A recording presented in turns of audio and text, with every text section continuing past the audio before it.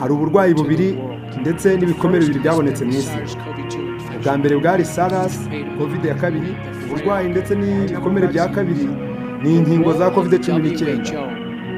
Icyo OMS yakoze cyagaragaye ko ari kibi muri ibi ngibi byose.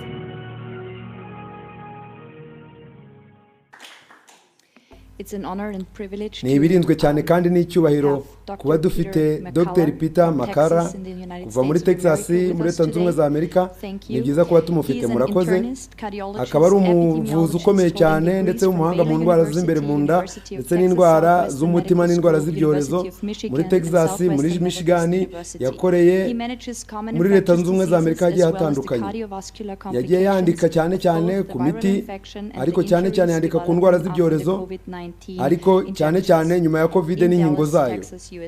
Muri Leta Zunze Ubumwe za Amerika, Dr. Peter Makara yanditse impapuro nyinshi cyane zishyira ahagaragara zigera muri 650 zerekeye iby'ubuzima. Dr. Makara yerekanye muri Sena ya Amerika inshuro nyinshi bijyanye n'icyorezo cya COVID-19.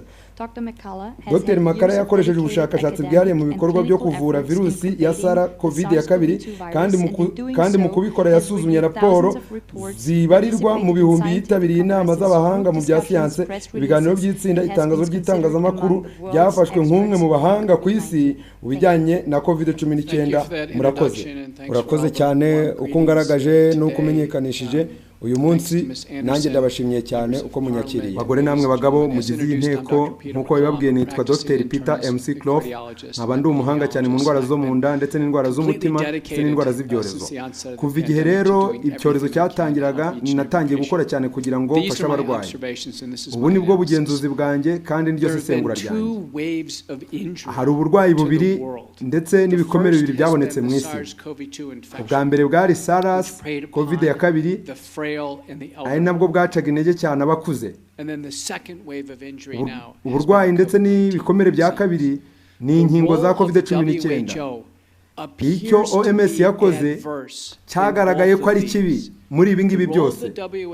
Umumaro wa OMS wagaragaye mu gukora imiti ndetse n'ibigo by'abakozi byagaragaye, ariko bikora nyuma y'igihe.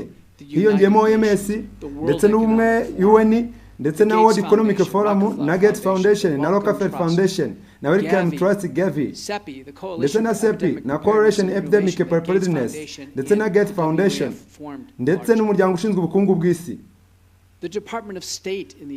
muri Leta Zunze Ubumwe za Amerika ndetse n'ikigo gishinzwe ubuzima muri Amerika CDC, FDA gishinzwe ibiribwa, MHRA mu Bwongereza, TGA muri Australia, SAFRA muri Afurika y'Epfo ndetse na EMA hano mu Burayi.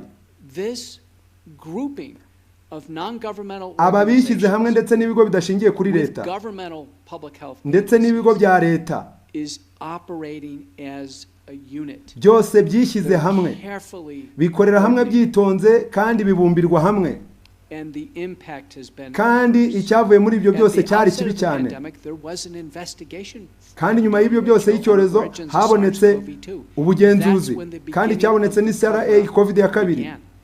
Kuvaho igihe byose byatangiriye, Admiral Brett Gerard wo muri Leta Zunze Ubumwe za Amerika niwe watowe ndetse n'abandi bascientiste bo muri UN batatu kugira ngo baze bagaragaze ibiri kujya mbere. Kandi tuzi ko icyo gihe batagaragaje nk'ukuri, ndetse n'abandi bantu bose bari kumwe bari mu murimo w'ubuganga nka Anthony Fauci, Francis Collins na Jeremy Fla uri gukora muri Wellcome Trust uyu munsi, no muri OMS akaba ari we muyobozi w'abascientiste, Christian Anderson ndetse na Dewin Harmon muri Sydney ndetse na Peter Deszek muri Eco Health Alliance. Bose bagerageje gukora muri 2020 kugira ngo bagaragaze ibyo bazi kuri virusi, kandi bagaragaze ko virusi yakorewe muri Amerika ariko ikajyanwa muri laboratoire yo muri Wuhan mu Bushinwa. Ariko bose bayobeje isi, barayibeshya, bagaragaza impapuro mu bugeni bwabo zo kubeshya isi. Ibi ngibi wari ubyije inyuma byose ni Jeremy Farrar, ari we muyobozi w'abascientiste muri Amerika muri OMS, muri Leta Zunze Ubumwe za Amerika ndetse na kongere yaho, ndetse bayobowe na Bland Wensley. Ndetse OMS icyo yakoze cyari kibi cyane mu gihe ibyo byose byatangiriye, niyo yayobeje isi kandi inkomoko y'ibyo bintu yari sara ya kabiri, covid ya kabiri. Dogiteri bakomeye nkatwe bagiye inyuma y'ibi bintu kubera ko leta yacu itigeze itwubaha. Aho kugira ngo badufashe, aho kugira ngo batuvire mu nzira, kugira ngo tuvure abarwayi ndetse dukize ubuzima bw'abantu, ahubwo baratwitambitse kandi batwima uburenganzira bwacu bwo kuvura abarwayi. Mu by'ukuri bahimbye uburyo bwo kuvura bushingiye ku buhanga bushya bwo kuvura. Hari ibintu bibiri byagombaga kurinda ibitaro impfu. Icya mbere kwari ukuvura abarwayi imbere hakiri kare. Ubwa kabiri bwari ukongera ubudahangarwa bw'imibiri y'abantu, ariko muri ibyo byose nta na kimwe cyakozwe. Icya mbere kibijyanye n'ibitaro, uyu munsi wa none OMS ntabwo yigeze ifasha abantu cyangwa se ngo ifashe abarwayi mu gihe cya COVID-19 cyangwa ngo bagire ikintu babwira babavuraga, kandi aba nibo bagombaga guhamagara bagakangura abantu.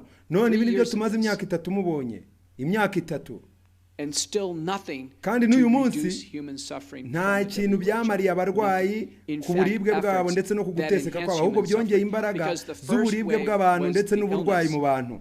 Kandi nahamirije Sena ya Amerika inshuro nyinshi ko umubare munini w'abajyanwa mu bitaro n'abapfa bashobora kwirindwa mu buryo bwuzuye ku barwayi bari mu kaga gakomeye cyane hakoreshejwe uburyo bwo kuvurwa hakiri kare, butangira hakoreshejwe imiti yo mu mazuru ya virusi yo gukorora mu kanwa, hanyuma hakagenda hakoreshwa imiti yo mu kanwa niyo mu kanwa ihabwa abantu mu rugo kugira ngo barwanye iyo ndwara. Ubwo nibwo hatangiye gukoreshwa inkingo kuva mu mwaka wa 2021.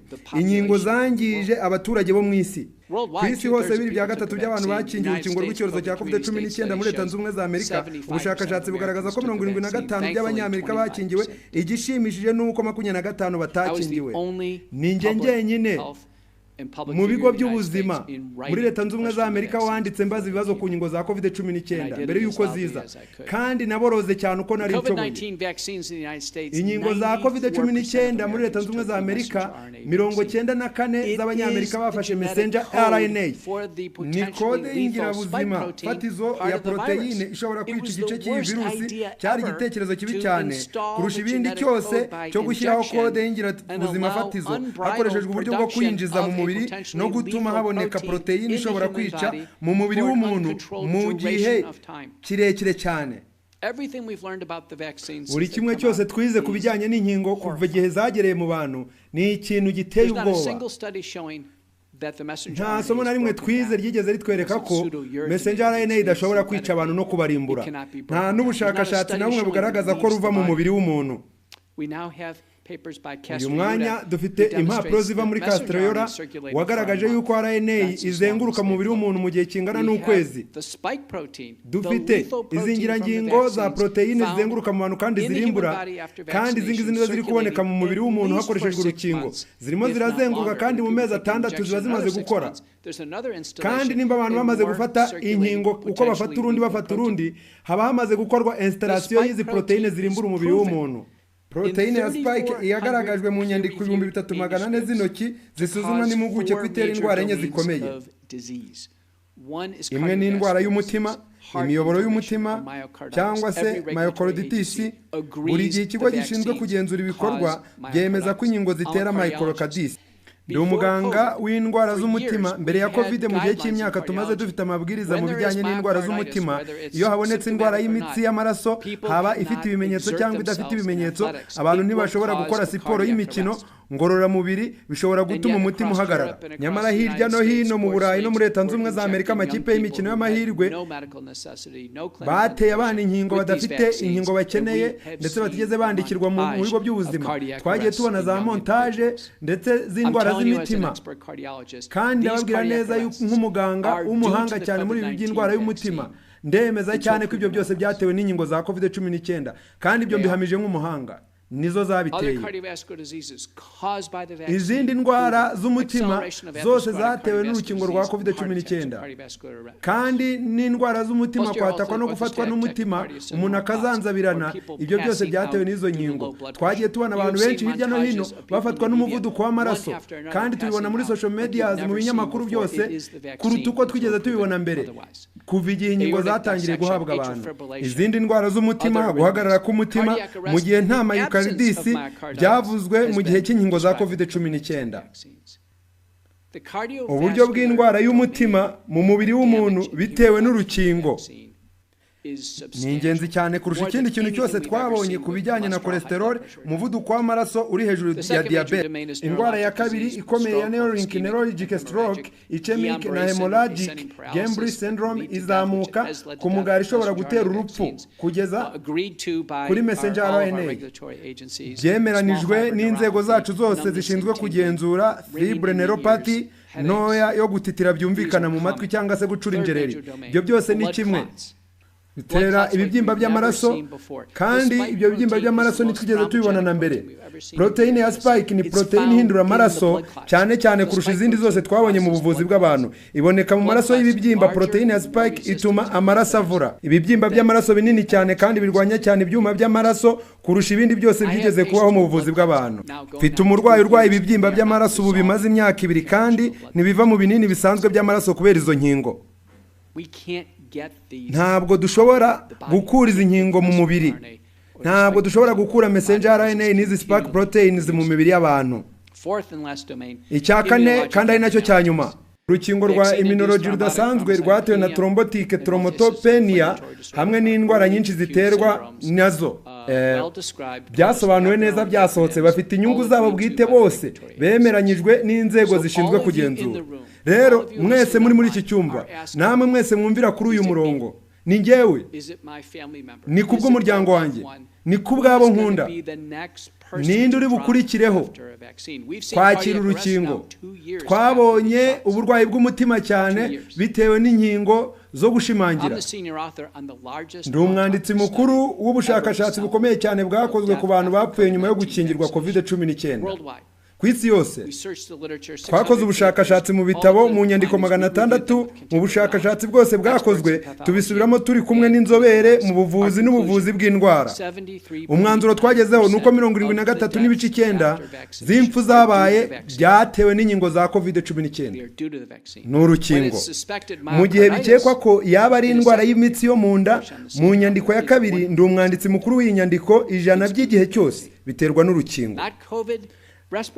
Atari uburwayi bwa COVID bufata imyanya y'ubuhumekero, ahubwo n'urukingo.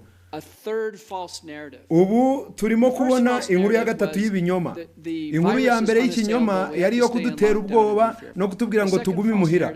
Iya kabiri yari yo kutubwira ngo dufate urukingo. None uburyo bwa gatatu bw'ikinyoma nubwo kuvuga ngo ntabwo ari urukingo ruri gutera ibi bibazo, ahubwo ni COVID. Ngo ni COVID twabonye yaje muri 2020 igateza ibi bibazo kugeza muri 2023. Kubw'ibyo rero mwibeshywa bikomeza kubabeshya ibi binyoma batubwiye. Ibipimo bya Blood for Hill byerekana impamvu n'ingaruka byamaze kugerwaho. Inkingo zitera iki cyorezo gikomeye, ikindi cyorezo gikomeye, ubundi burwayi bukomeye.